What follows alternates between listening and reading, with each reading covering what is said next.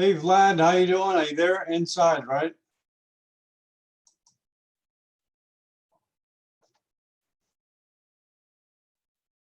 Hey Vlad.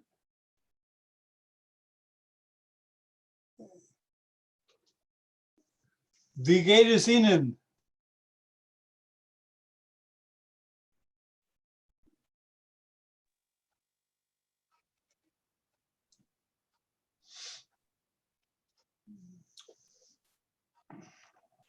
Hey Vlad, how you doing? Are you there inside, right?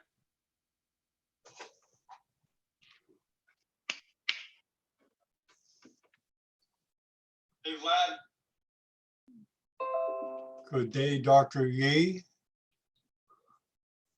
Wie geht es Ihnen? Vlad, you there? I see you're in the panel. Oh, let me just send you a note. Hey Vlad, how you doing? Are you there inside, right?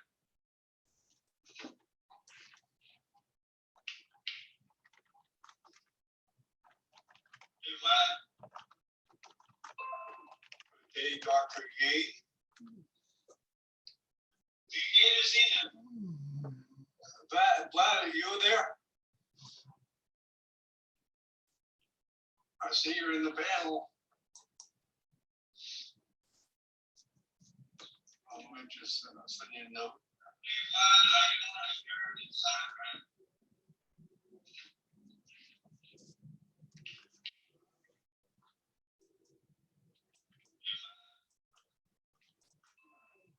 Hey, Dr. Ye.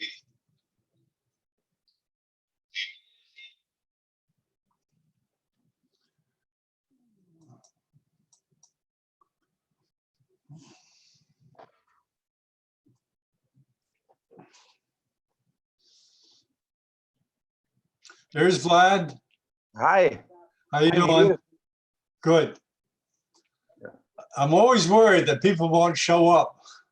Yeah, that may happen. I did it on the other computer, which didn't work, so I saw you a while ago. Oh yeah, yeah. You've been speaking a lot lately. Yeah, I will. Yeah. No, you see, when Pakistan televises, I televise them. Yeah. So you know, it's not like you mentioned competition. No, it's we help each other. So you know how to work the videos and everything. You're all set. It did work yesterday with Hira. Okay. So it's okay, you think? It was something like You want to test it? To share. You want to test it? Yes, please. Yeah, sure. Let's test it.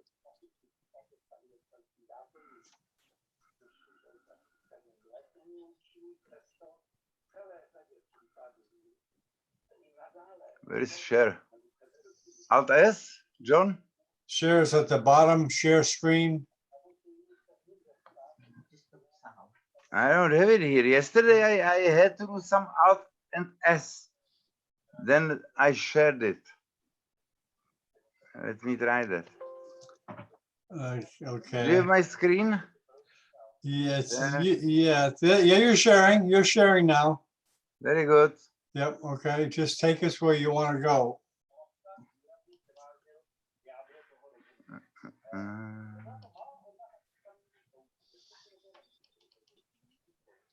Oh, okay. So you know how to do it. Yeah. Well.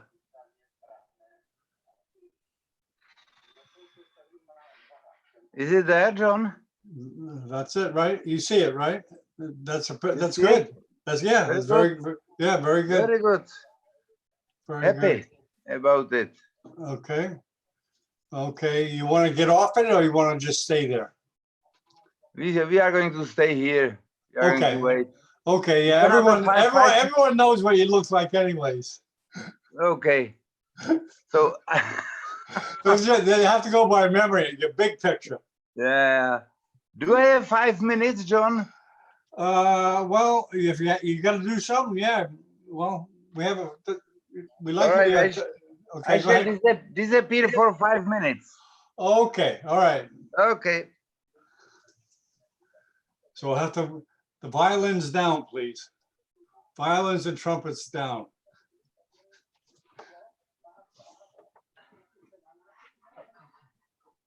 No, kafe už nestihnul dělat. Bylo to nějak teklo.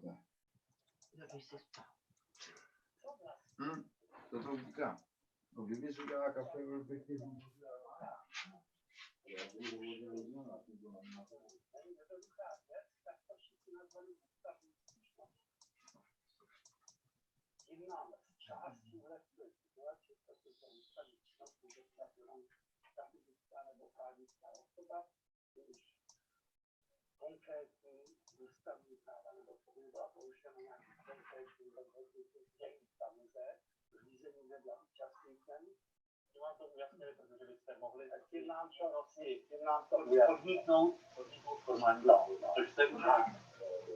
Uvědomte si jednu věc,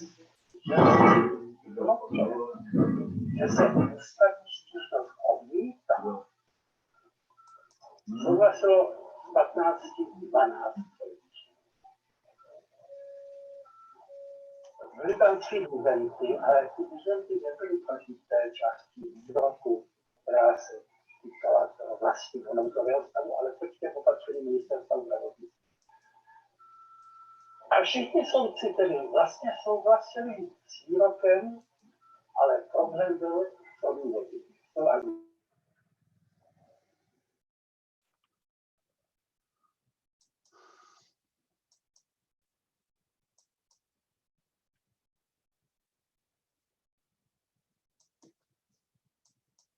Oh, Atul's here. Hey, Atul, you there?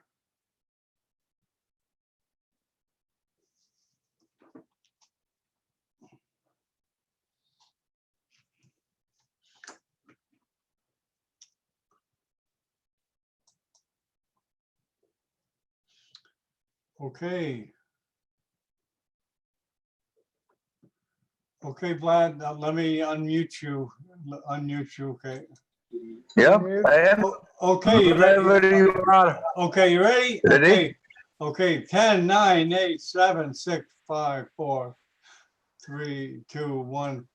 Good morning. This is Dr. John Bennett broadcasting from Miami Beach. In the background, we have another episode of Daily Dose of Neurosurgery Education. We have the pleasure of having Vladimir Benez, a neurosurgeon that probably everybody knows from the Czech Republic. So why don't we just go straight ahead? Welcome, Vlad. It's all yours. Okay, thank you, John. Hello, everyone. I believe that this is a little about general education as well. And people are from all over the world. So let me show you where the Czech Republic is, just in the middle of the Europe. This is the capital. It's Prague. It's the most beautiful city in the world. You all are welcome as soon as the frontier will be opened. We have had few important people living here in the city. It was Emil Zatopek who in 1952 won 5,000, 10,000 marathon in one Olympics. Not a single Kenyan or Ethiopian runner is able to do that again. Then we are Chaska, who won 7 gold Olympic medals in gymnastics in Tokyo and in Mexico later. Who lived in Prague from important people you might know. It was Kafka, he was a citizen of Prague, Albert Einstein, and Wolfgang Amadeus Mozart. Actually, Don Giovanni was first performed in Prague. From a neurosurgical point of view, there were 2 important people. It was Hans Chiari, who described his developmental disorder here in Prague, and the specimen got lost at the end of the World War II. And you all know probably Purkinje cells in the cerebellum. It's not only Prague in the city, there are many more cities which are beautiful and nice. Yeah. And we have lots of castles and chateaus all over the country, so it's a really a touristic paradise. Not now, lots of spa and lots of resort, even in the winter. You can come, and the countryside is, well, it's green. That's the most important thing, probably. mellow, no high hills, no Alps, no high mountains like in, say, Nepal. The important sport is ice hockey. You probably do not know that. That's the fastest collective game in the world. They really run on skates very fast, and it's very violent, actually. The pastime of all the citizens is skiing. You know, as soon as there is some snow, everybody skis. These two people you probably know, it's Ivan Lendl and Navratilova, the famous tennis players, and tennis is really one of the important sports. This lady was #1 for several weeks. This lady won Wimbledon for two times she won Wimbledon actually. And this guy was in top 10 for several years. Football, of course, is sport #1, but we are not that good at it. This is our most important industry. It's automotive. It makes something like 40% of GNP. This is Skoda car, which is part of Volkswagen Group. And these cars are real good. And you get a good value for your price. We are extremely good in weapons. We produce almost any weapon you may imagine, tanks, jet planes, but small arms is our best. And probably one of the best exports is Semtex. In the 60s, all the terrorists all over the world were shopping like crazy in our country for this product. But the best, and probably the most important, is the beer. You see that it's Pilsner beer, and we have Pilsen. That's a city where the beer is originated. And this is the brewery in Pilsen where this thing is produced. It's really probably the best thing we have here in this country, along with the girls who drink it, and you get lots of beautiful girls here. Okay, let's go to aneurysms now. Now you know everything about my country. This is my assistant professor thesis, which I have written in 1992 on surgery of brain aneurysm. It was 250 pages, and because I wanted to have everything there, I put something about endovascular treatment. And to endovascular treatment, only one page was devoted. At that time, it really was at the beginning, and it was like something experimental and something which everyone knew about, but no one really used.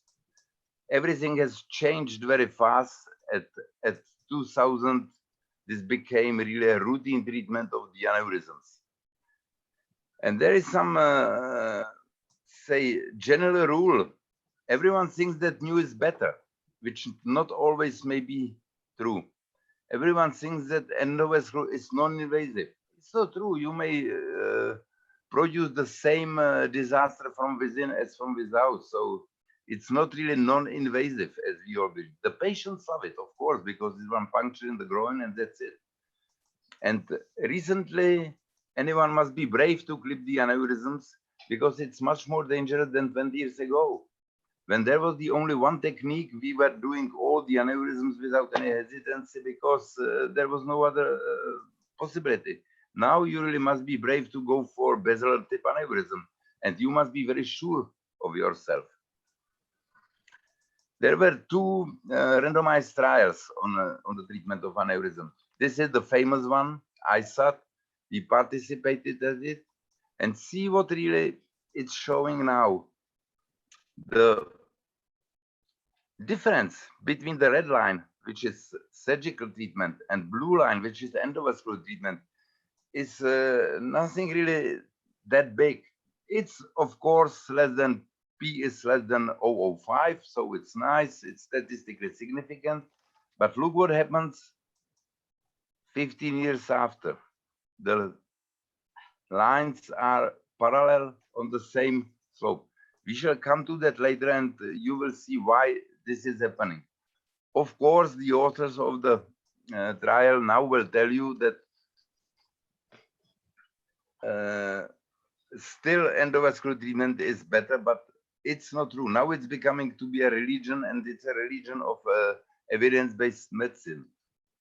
This is the other, this is Brad from Phoenix, and what they found that difference did not reach the statistical significance despite the fact that the endovascular treatment was a little better than the surgical treatment.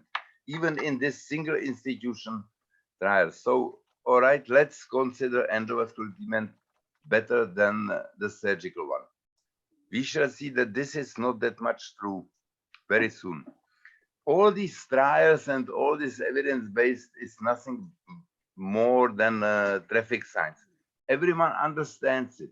This is like general rule all over the world that the police wants you to drive 40. You must get there to realize whether in 40 you will not hinder all the other traffic or whether you will destroy your car driving 40 there. Or maps. Everyone knows how to read the map. Everyone understands the map. But you really must get there to realize what it really looks like. And this is the same with the patients.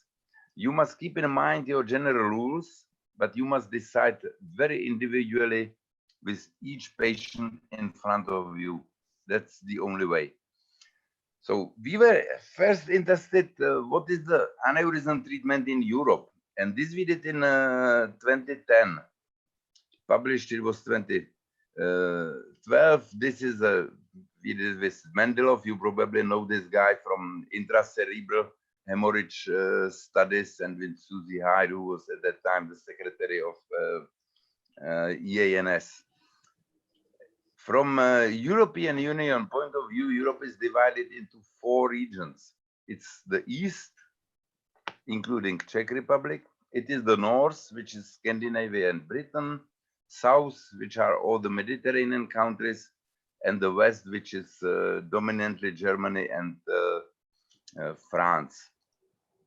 For ruptured aneurysms, at that time, 10 years ago, the relation between in endovascular and surgical treatment was 2:1 in the East and 1:2 in the North, completely reversed, but both were happy.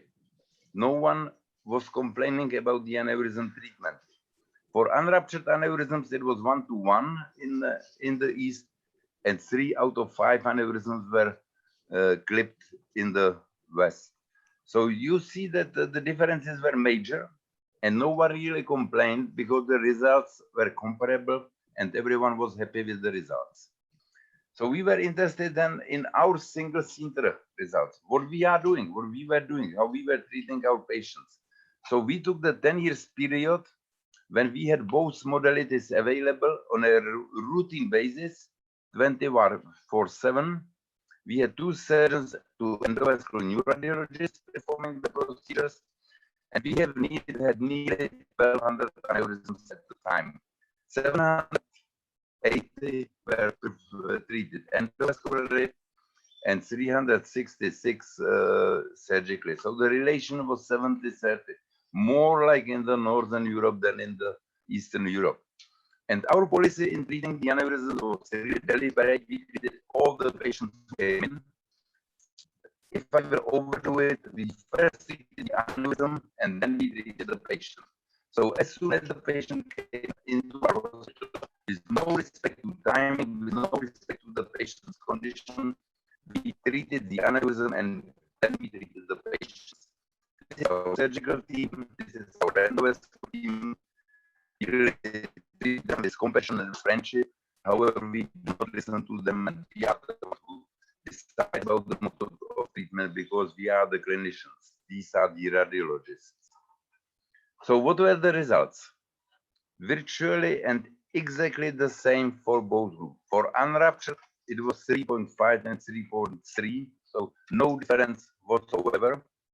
And in ruptured aneurysms, which were 600 of them, it was 30% morbidity mortality rate given by the fact that we were treating all the patients. But you wouldn't find a difference in the results in the both groups. We then went for the prognosis of these patients. Again, these are the small aneurysms up to 5 millimeters. These are 5 to 15 millimeters. There is the life expectancy of the Czech population, and in the formula there are the results of our department. And you see that again the curves are running parallel, crossing the 0 line at 40 for small aneurysms, at 60 for larger aneurysms, For large aneurysms above 50 millimeters, the lines never cross the zero. So treat all the large aneurysms. The prognosis is so bad that you must. But there were no differences between surgical and endovascular group. Then we were looking at neuropsychological outcomes of patients. We didn't find any difference in importance of 23 live domains measured by scola between cold and grip patients with ruptured, unruptured, really no difference whatsoever. And we did something like 600 tests, and those were the day-long tests. The patients were really exhausted after that. In 160 patients, you see the publications here quite a lot, and we really didn't find any difference between the two modalities. So where were we at the time? Always new techniques in endovascular, you know, if you prove to them that this in some part of the aneurysm treatment surgery is better, they say, all right, that's fine, but we are now going to have a new device, like flow diverter, whatever, and it will be like panacea, we should treat all the aneurysms without complications. So you really cannot fight them, and we do not fight them actually. Again, new is better, which you should read that surgery is obsolete. Even the patients have this impression that aneurysms is obsolete, that everything is to be treated by endovascular means. And was there nothing new in aneurysm surgery over the past 20 years? We actually must be better than endovascular treatment. Otherwise, we wouldn't have a reason to survive. We wouldn't, as surgeons, survive. So we must be better than they. There must be new things in aneurysm surgery. So it's minimal invasivity. In my mind, minimal invasivity is not keyhole approach or eyebrow approach or whatever. Minimal invasivity is how you behave to the lesion itself. I wouldn't be interested how big an approach would be. I'm interested if the minimal invasivity is executed where the lesion is, directly in the treatment of the lesion. And you see the middle cerebral artery aneurysm here. Here it's clipped. And this is the whole approach in arachnoid. The cut in arachnoid is some 20 millimeters long. This, in my mind, is minimal invasivity, not how big is the craniotomy. This is important. You see what it looks like on a video. This is the only opening between the temporal and frontal lobe. You see the aneurysm here.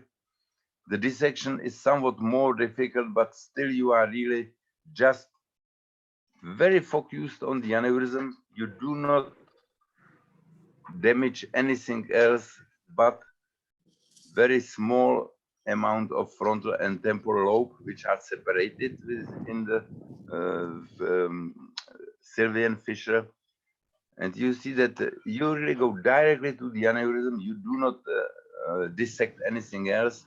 The dissections of whole Sylvian fissure for middle cerebral aneurysm, in my mind, is something which really is obsolete and unnecessary.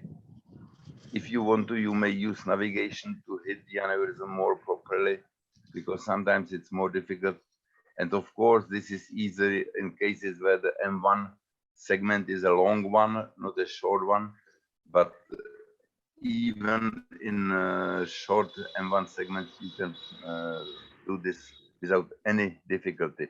And this is the same for ruptured and unruptured aneurysms, unless we want to do cisternostomy in ruptured aneurysms to clean the cisterns from the blood.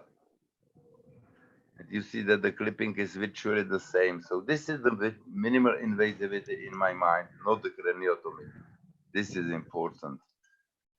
And the same applies for large aneurysms. And there were quite a lot of developments recently. The video doesn't work, but it's temporary clipping of M1 and M2 segments, and of course, suction of the aneurysm sac. Then the clipping of the sac, the base must have been left behind in this case because there were small perforators coming out of that. And there is, here you see the EC-IC bypass, which in aneurysm treatment is a must. Whoever wants to clip the aneurysm, he must master the bypass techniques. We didn't have 20 years ago ICG, now we do. It's an excellent tool in aneurysms because you see any occlusion or any stenosis and you see how the brain is perfused, you see the direction of the flow. So this is the excellent technique. And with exoscope, it's even much better because you see even the surrounding tissue. We then have the intra-op MR, which is not really useful in aneurysm, but it's a new technique. This is intra-op MR in a case you have seen, and in diffusion weighted images, you see that you didn't produce any ischemia, that you did a good job. And this is after you see the base of aneurysm, the temporal branch is taken over by the bypass, the frontal branch is working properly. So conclusions as of 5 years ago, what were we thinking about aneurysm? That the results were not excellent. It was like the other in the literature, that was nothing really spectacular. But they were not bad either. They were honest, which is important because not everyone is giving you honest figures. But what was important for me, that the results are balanced, that they are the same for the both technique, which means that we probably were choosing the techniques properly. And that the ratio between the endovascular and the direct treatment seems reasonable. And this is what happened with our aneurysm treatment in my department. We started in 1960, and then sometimes in the early 70s, the number of surgery leveled out at 40, which is given by incidence in our region. But these are new patients, the endovascularly treated. The red lines are the new ones. There are twice as many of them. We were treating older patients. We were treating patients in all conditions. We were referred new patients for endovascular treatment.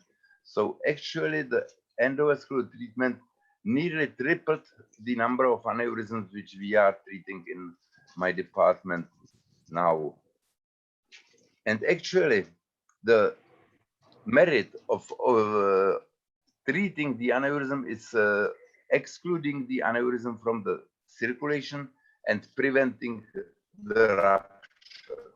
I do not care if it's achieved by endovascular means or by surgical means. What's important is that on both angios, the aneurysm is not anymore there. And I don't even know which image belongs to which. Actually, this one is prior to this. Here we have two aneurysms which are very similar. One of them is treated endovascularly, the other is treated by surgery. Again, the final result is important, and how you achieve that is not really that important, as long as the patient is doing well and he's just fine. Large ACOM aneurysm treated endovascularly, large ophthalmic aneurysm treated surgically. Again, final result is the important point, not the way how you reach there. Recently, surgically, we can approach almost any part of circle of Willis from simple frontotemporal craniotomy or pterional craniotomy or frontolateral craniotomy. Doesn't matter how you call it. The important is what you can reach. And here you see that this is the optic nerve, this is the carotid artery, basilar artery, contralateral P1, contralateral PCOM, ipsilateral third nerve. So whatever you want, you can reach. If you shift your microscope, you are here in ACOM region, and going further, you get to the opposite side, basilar bifurcation and middle cerebral artery. So it's not really that impossible to reach any aneurysm in the brain. Here it's a little enlarged, and you see that here's the huge vessel, which is this huge posterior communicant artery, the fetal one on the end pre-op angio.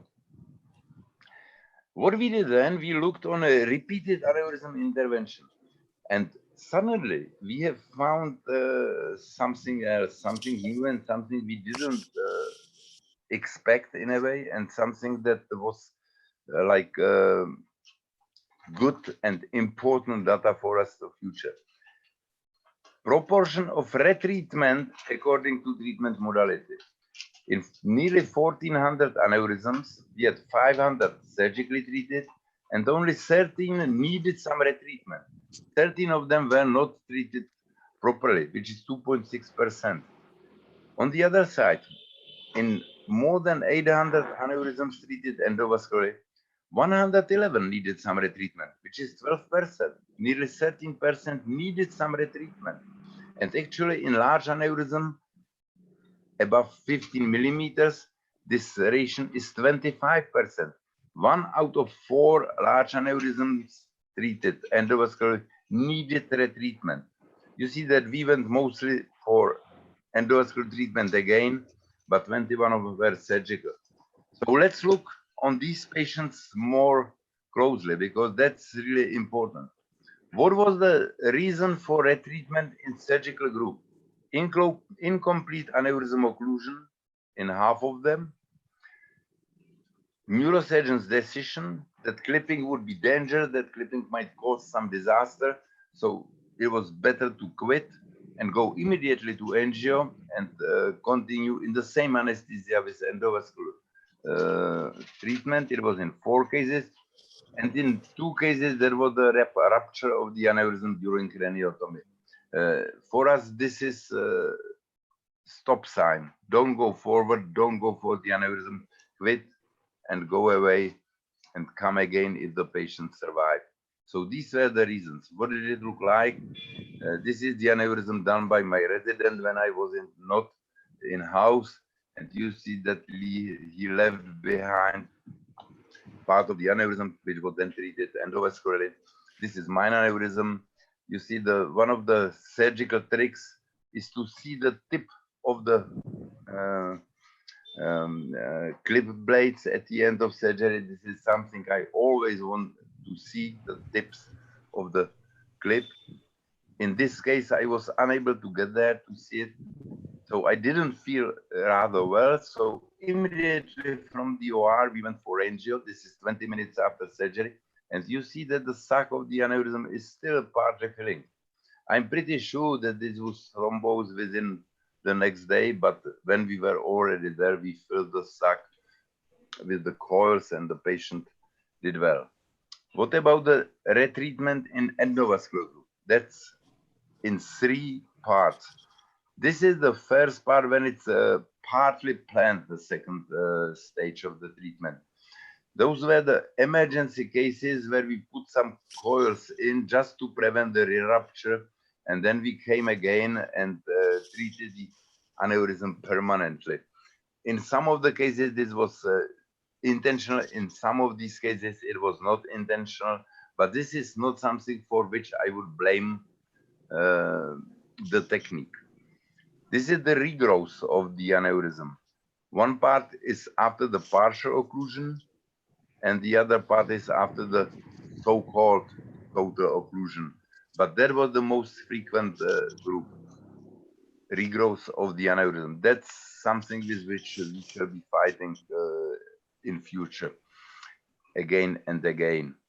And that it was complete failure of the technique, that they were unable to treat the aneurysm.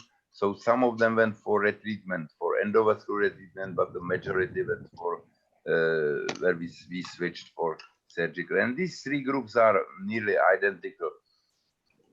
What did it look like?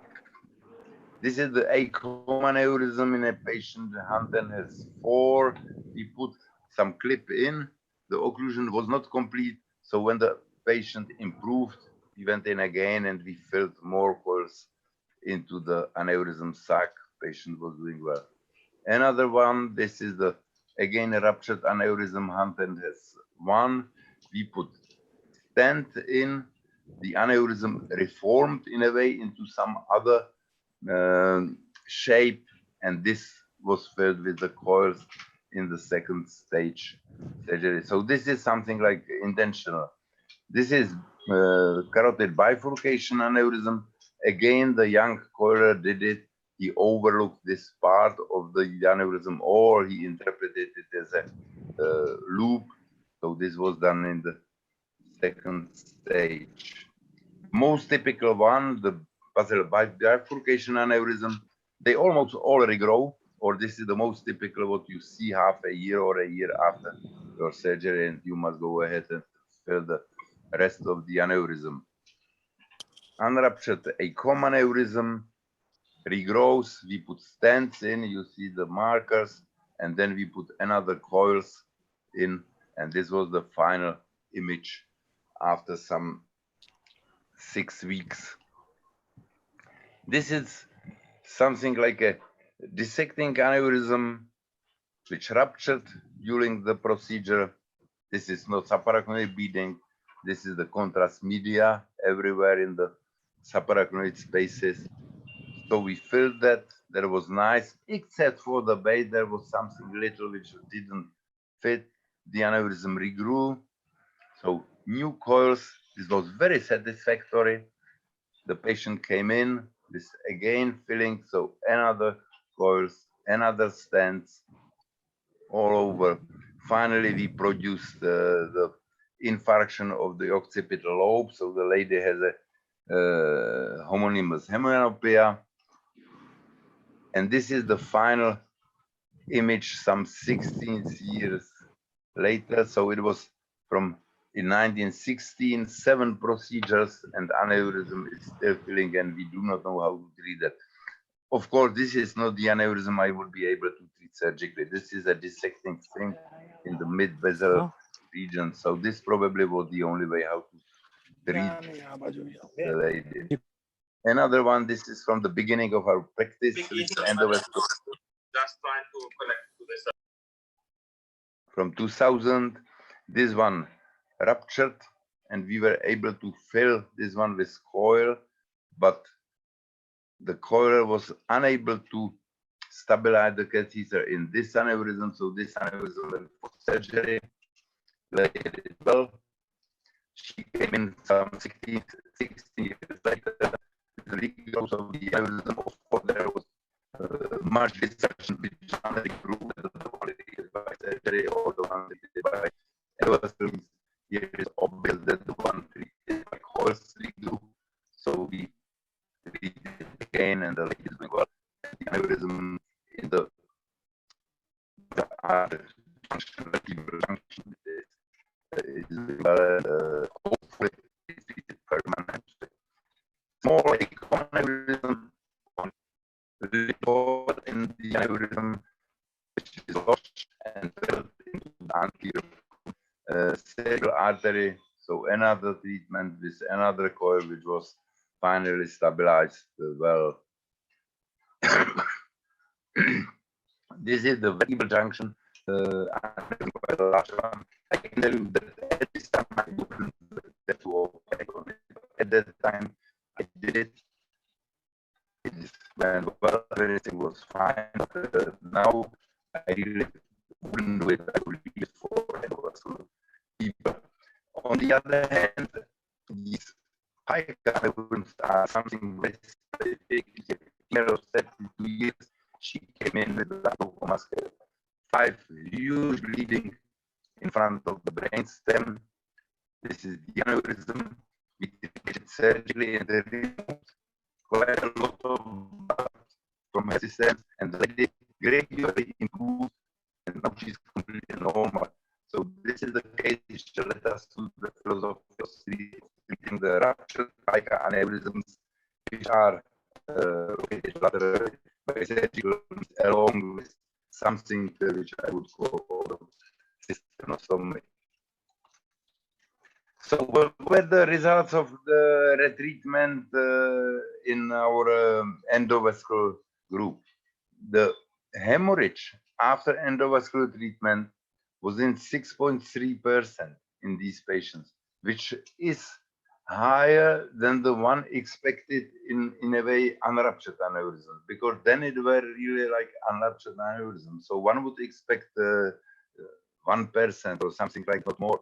In this group, it was 6.3%, quite a lot. Outcome of the retreatment in 124 cases. There were 11 cases of morbidity mortality, which is 9%. again, it's much higher than the expected one, which would be like 3%. So it's not a really benign procedure and benign condition, because both rupture rate and complication rate during the treatment is much higher. And this image and this figure is exactly why the ISA patients now are slowly reversing from endovascular to surgical treatment, which will in future be better even in ISA patients, because this you do not see in surgical group. In surgical group, we have zero rupture rate. There is none. So residual filling at last control, and it's important. In endovascular follow, and is 47%. Half of the patients have some residual aneurysms when they were treated for their original aneurysm. In those which a very small group, it's 50. And in those which were from endovascular, if you remember, there was something like 21 patients. All of them, and this figure is somewhat tragic. It's over the study runs over 50 years, and half of the patients is not treated, not properly, but sufficiently. So it's quite a high number. Of whole the group, it's 6.3 of all endovascularly treated patients, but actually our endovascularly treated patients are not followed that closely. We know about the ruptures, not all of them probably, but about the majority, but we do not follow the endovascular treatment treated patients that long and that closely. So this figure probably would be similar in the whole group. And now with 3D CTGO, you disclose all the troubles. So the conclusion of this retreatment, usually caused by initial insufficient aneurysmal occlusion. Not always, but it was the most common cause. The risk factors were this more frequently in large, 1 out of 4, in fusiform and dissecting, which is obvious. So these 3 conditions were really at high risk of refilling, regrowth, and retreatment. Endovascular treatment carries definite risk of rebleeding, which is something like 6% in our series. It's quite a lot. Technical effectivity, which is important, almost half of repeatedly endovascularly treated patients showed some signs of residual aneurysm filling at last control, whenever the last control was informed, which is really something which is quite high compared with 0% of surgical series. So technical superiority of surgery is very obvious, and this is something which one should and may use while advising the patient. The patients should know about it. They shouldn't be hearing only about the minimal invasive approach, about the gentle approach, about the risk-free approach. They should hear about the retreatment and about the regrowing of the aneurysm. I don't know if the video will play, but this is the simple ophthalmic aneurysm, which is very easy to clip. You are done with your surgery within 10 minutes. And you then, as Juha Hernesniemi, whom you all know, says, you kill the aneurysm, you coagulate the sac, you inspect the vessel, you inspect your clip, and you know you are done. And you know that you will never ever see the patient again, only at regular checkups. This is never true with endovascular treatment. With endovascular treatment, you should follow your patients closely, say forever, not with the surgical cases. Another case in favor of surgery. And then these 5 aneurysms could hardly be treated in one session endovascular, but these 5 aneurysms are treated by surgical means from one simple, small frontolateral approach. Not that difficult, not that specific. So what are our conclusions, and what can we say about the endovascular treatment? The more blood in subarachnoid space, the more we go for endo. That's pretty sure, and that's undisputable, because we cannot avoid that surgery by all means is just another hit for already damaged brain by the original subarachnoid hemorrhage. So whenever there is lots of blood, we go for endovascular. In some cases, of course, this may not be true with Ipcherian and his cysternostomy, which is virtually the same as in brain injury. The worse the WFNS score, the more we go for endo. Again, this is the same reason, another hit to already injured brain. The older the patient, of course, we go for endo. There, the instability of the treatment is not of such an issue as in young patients.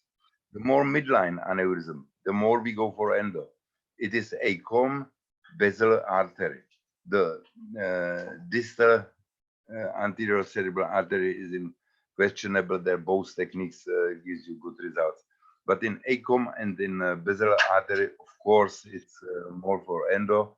In middle cerebral artery, we never ever discuss with them again, because they all go for surgery. And the more medium size the aneurysm is, the more we go for endo. If they fail technically, they fail in a really small aneurysm and in really large aneurysm. So the more medium size aneurysm, the more endovascular. These are the publications we have. You probably may see that it's small, but coil mainly policy in ACOM aneurysms was one article, and the other article was clip first policy in middle cerebral artery aneurysms. And there are all the figures which really prove that.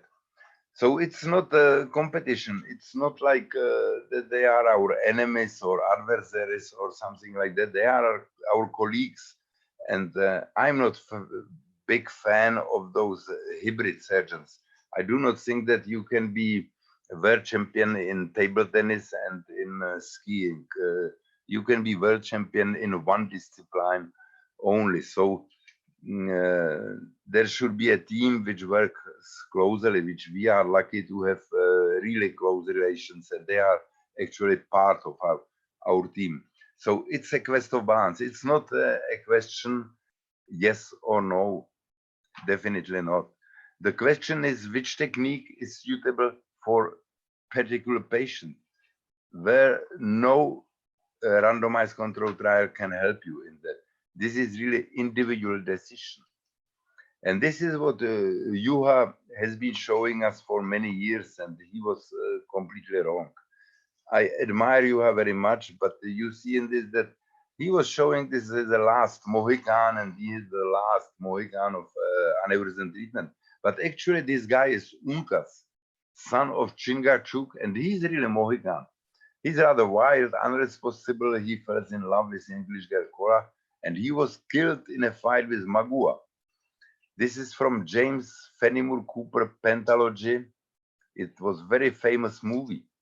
And this last Mohican, who was killed, he was killed by Mague, who was Huron, and he's the main negative character of the book. He's Moretrai figure in a way. And this guy was then killed by Chingachgook. And this is the guy. And this is the last Mohican, because he was the only one who remained there. He's intellectual, he's negotiator, he's a very tolerant man, and he's a survivor. So this is the true last Mohican. And the same is the last stand. This is not the last stand for surgeons, because we shall be here even in future, and we shall be treating aneurysms. And the last stand is very heroic. It's beautiful history. It's something to admire and something to believe in. But last stand was Thermopyle. And if you remember from your history, Thermopyle was a defeat. They lost. So don't go for this. Let's go for win, and let's go for a good cooperation with endovascular people. Thank you.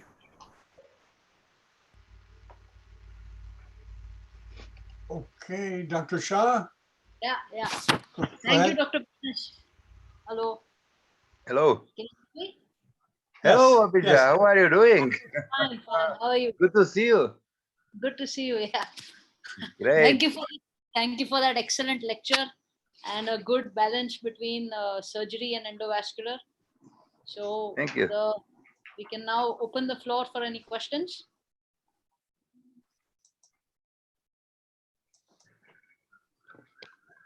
Hello. Do we have any questions? Yeah, hello. Go ahead, go ahead. Yeah, lad. Hello, lad. Thank you very much for this beautiful presentation. Hi. And one question was, what is the incidence of vasospasm between open and endovascular in your experience? And what is the standard of care for prevention of vasospasm in your department? Yeah. We actually didn't check for the vasospasms that closely, but it was the same for endovascular and surgical group. There were no differences, and we were fighting with vasospasm in both groups in ruptured aneurysms, and we were treating them like everyone else with triple H therapy, with endovascular treatment, but there was not real difference which would say somehow that in this group there were more of them. No. That is contradicting to the common literature, which says more blood, there is more vasospasm. As you said, I don't hear you.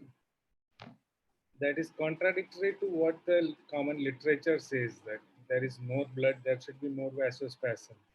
So surgical arm should have lesser vasospasm because you are not taking out the blood within the cisterns in endovascular group. Very true. Very true. I would expect that, but we really didn't see the difference, and but we didn't look for them that closely. They were not in the forefront of our curiosity. Thank you very much. You're welcome.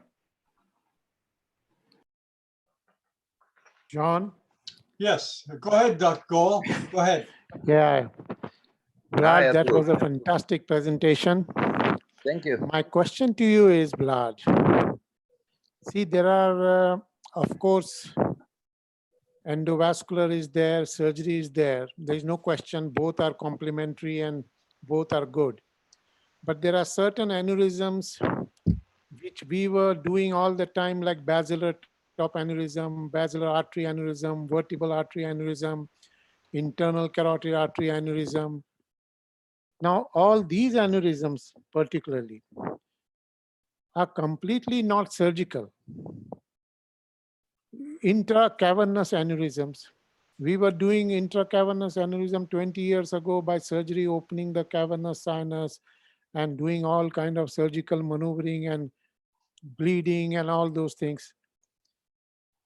Don't you think that gradually they are eventually going to take over? You see, now they are doing paraclinoid aneurysm, they are coming up. Then they are coming up to internal carotid artery aneurysm. Now they are going to bifurcation aneurysm, also to middle cerebral bifurcation aneurysm. So don't you think this technology is increasing and eventually they might just take over? What do you have to say? Atul, that's very true what you are saying.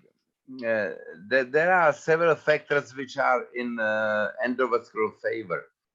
First thing is really this so-called minimal invasivity, one puncture in a groin, no doubt about that.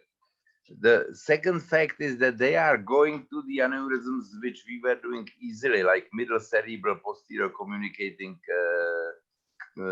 ophthalmic aneurysms. And of course, they are doing those which we were doing with some difficulties, like intracavernous aneurysm. That was not easy surgery. But what's probably most important in future, that we shall not have followers. Tell me, how can you teach someone to do properly aneurysms when there is active endovascular service which is taking over? You see it in France. In France, everything is done endovascularly, and the patients are not even anymore informed that there is surgery for aneurysms. You know, it's really we have left a big field behind. I'm afraid of that. I'm afraid that in future, majority will be done by endovascular means, and surgeons will be like in reservations, the same like rhinoceros. Now, another question I want to ask you. What do you think is the role of endovascular surgery for arteriovenous malformation, AVM treatment? Honestly, none. Yeah, yeah, I agree with you. I completely agree with you. None. We don't use it anymore. We quit. Very seldom there is the exception with huge cerebral AVMs. Then they may help a bit, but I don't use it anymore. Very seldom. Okay. Very good. We have a question here from Duong from Vietnam. His signal is poor. He says, I disagree with your first conclusion. With a severe SA, the surgery procedure can wash out the hematoma and rule out the CSF. It will help for ICU. What do you think? The person disagrees with opening this CSF pathway, so I didn't hear you well, John. Oh, okay. I disagree with your first conclusion. Duong, can you clarify? You disagree with the first conclusion? Oh, John, can I see Go- what's meant. I have Can I explain? more blood. Go ahead, Daddy. Go ahead, Daddy. Go ahead. Okay, he's saying that he believes that a craniotomy will help to wash out the blood and then let out CSF. Probably that will reduce intracranial pressure and help ICU care Yes, instead of endovascular. Thanks, That's what Daddy. he's saying. Thank you, Daddy. that's perfectly true. That's perfectly true. I don't disagree with this statement. However, the more blood is usually joined with a bad clinical condition, which was the point 2 of my conclusion. And whoever did emergency surgeries in patients with a lot of supplemented blood and with a lot of with bad condition, this was called angry and swollen brain, and that's really not easy to get into the basal systems. You really do not get the relaxed brain for a long time unless you really open the systems. So it's really, in my mind, this is really another hit to already injured brain. So I would prefer endovascular in these patients. Certainly, there are many articles that if you wash blood from your cisterns, you do not have vasospasm, and if you wash blood from your cistern, the patient will improve in clinical condition. But in my mind, this angry and swollen brain is nothing I would like to encounter during aneurysm surgery. Yeah, Nicholas has a question. I'm sorry, Dr. Shah.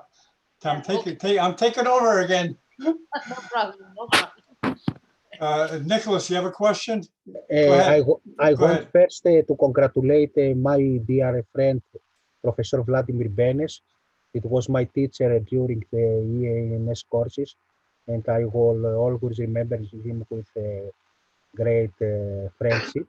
Dear Professor Benes, one question. According to your prestigious opinion, who has to do the embolization procedures? A neuroradiologist or perhaps a neurosurgeon after his basic training that he has to do after to specialize in this particular field? Because it's a big question. Who will make all these embolization procedures? This is a good question, and this is something which I really do not have yet sorted in my mind. But what I prefer is a neuroradiologist.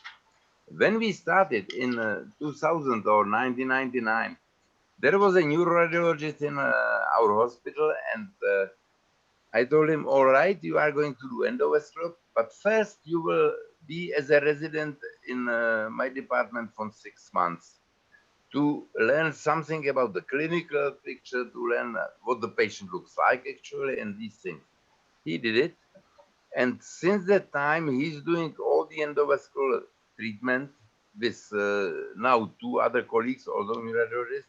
But he is like part of our team. He's coming to our morning conferences. There is not a single aneurysm which he or I would decide as one person. We always discuss that, you know, and it's the best I would like to have. But I understand that this is not always possible to have a neuroradiologist as part of the team who really actually listens to and who really obeys you, because I'm slightly above him in the hierarchy, and I own the patients. If a neurosurgeon learns the technique, okay, let him do it. He probably will be doing it well, but you may remember, if you went through Europe, there was one neurosurgeon who was doing endovascular treatment as well. And he was giving lectures. And there was a time that the endovascular was better. Then he had a complication with his endovascular treatment, and he switched for surgery. And for a time, again, surgery was better for a while. So he was like fighting within himself, which I don't feel is good. I always think that 2 brains know more than 1 brain, and 2 brains can come to some better conclusion than 1 brain. So, and as I said, you cannot be really world champion in both disciplines. So I don't like these hybrid people, and whoever does that must have some background in the clinical neurosurgery or neurology, and he or she should be part of the neurosurgical team, because this is and should be done only from neurosurgical ward. You know, I made sure in my hospital that not a single intervention, the most minor one, which is within the neural system, will be done from other bed than the neurosurgical one. Everything. And that's probably important. Did I answer your question? As always, you did. Thank you very much. We're waiting soon you back in Greece when coronavirus will pass. We are Yeah, waiting hope for so. you, okay? Hope so. That's the worst thing not to travel.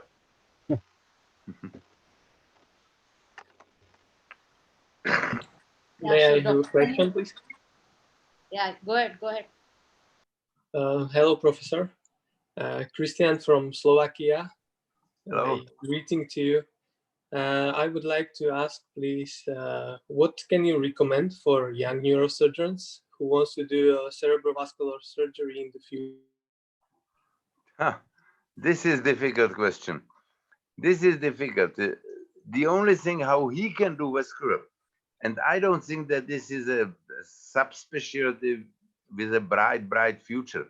It was a subspecialty with a bright future in my time.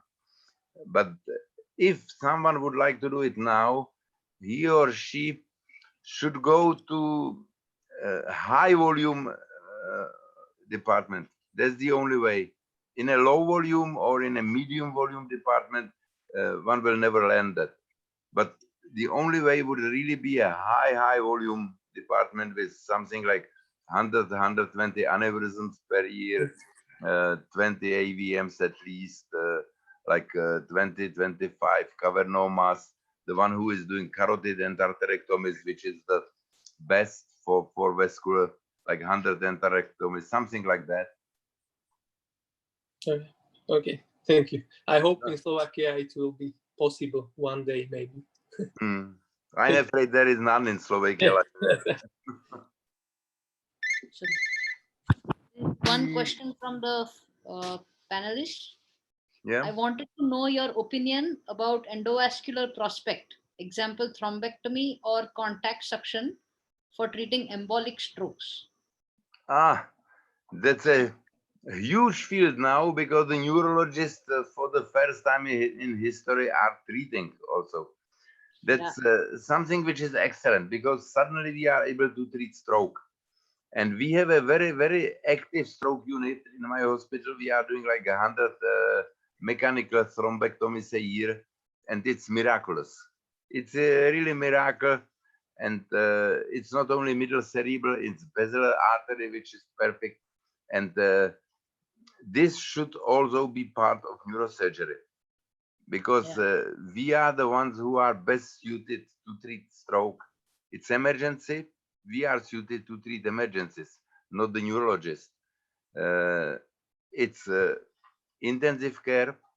We know our neuro-intensive care, unlike neurologists who have, let's say, 5-6 Jean Barres a year. So whenever possible, this should be grabbed by a neurosurgeon, and it really has a bright future. It really has a bright future because not all patients have transient ischemic attacks which get them to the hospital in time. Many patients still come with stroke and still will be coming with stroke. And I see it with in my country that slowly but gradually the patient gets aware about the transient ischemic attack, that it's really important and that it's really an emergency. You know, the biggest disadvantage of stroke is that there is no pain involved. Everyone knows that if he has a pain on his in the thoracic region, he or she should go to the hospital to get some stent, not with ischemic attacks. But now slowly and gradually the population learns that, and I believe that this will be a big, big future in neurosurgery. Should we keep it for ourselves? Yeah, we should, I guess. And how are the results? Meaning, is there a time frame or the results even after 6 hours, or is the dawn trial? Do you see the results even after maybe 12 hours? Even later, even later, even later. The timing actually is individual. You get these CT scans which you can use for evaluation, and I don't know how they call it. The discrepation that. There are patients whom you can treat even later, and as I remember, the guidelines are not that strict anymore. You have no time restriction for basilar artery, so why should it be for middle cerebral? Yeah, we treat them later, even later. Okay. So does anyone else have any question?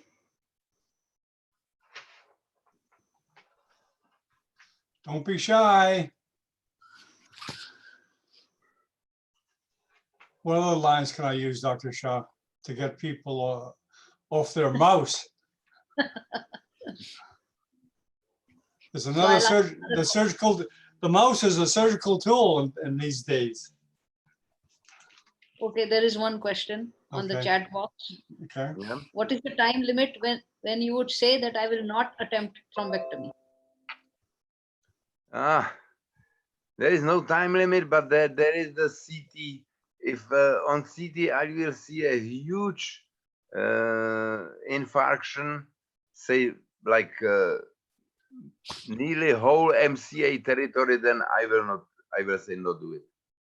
Yeah, no time, but CT image with a huge infarction, which is definitive. I wouldn't go for that. Coming back to aneurysms, do you have any kind of aneurysm that you would not opt for a surgical treatment and straight say go for endovascular? Any particular? There are none. There is none.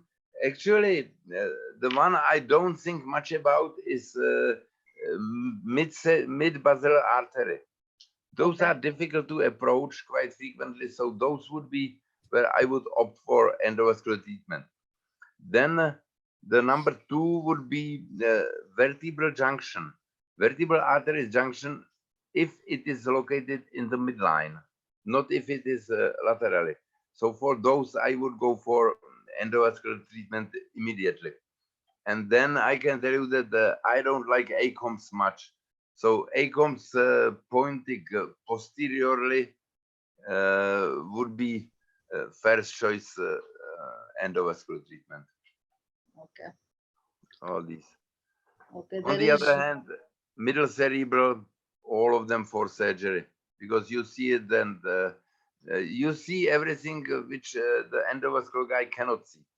You see the part of the distal M1 is part of the aneurysm sac. So this is something which he or she cannot see. So you will treat it more properly. So middle cerebrals are definitely for surgical treatment.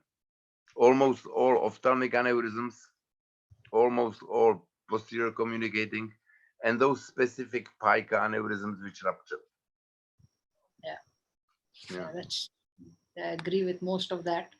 There's one more Thank you. question. Can aneurysms of infective origin be treated endovascularly, or should they be treated at all? Yeah. Anything which is not typical, we treat endovascular. All those dissecting, all those these things, the endovascular treatment is better, unless you enjoy bypasses. Yeah. Yeah. So, do we have any other questions? Okay, very good. Thank you for moderating, and thanks, Vlad. And we look for Thanks everyone for listening to me. Thank you very much. Yeah, I'd like to order a tank. Okay, very good. Thanks all the panelists for coming, and we'll see Vlad at your next talk. Yep. Thank you. Thank you. Okay, we stop recording, Vlad. You can swear now. I will not. Okay, I know. I enjoyed myself very much, actually. I did. Well, you know, the internet connection, thank goodness, certain parts it was tough, but generally it was okay. It was okay. Yeah, it was Unlike okay. the supra-infra approach, it was perfect. You should repeat supra-infra approach. Well, you know, you're going to be using the computer at the hospital soon, right? Once this corona's done. Yeah. Now I'm at home with my own notebook and it works perfectly. Right. Your signal's stronger at the hospital, right? Probably cables are stronger. I don't know. They Okay. didn't do Well, anything. this was okay. This was okay. There were a few spots, but generally it was good. That the video didn't play. It was my mistake, not the mistake of the No, I think it was okay. Most of it was okay. Yeah. Okay, John. Okay, we'll see everybody, and thanks everybody for coming. Bye-bye. Bye, John. Say thank you, Daddy.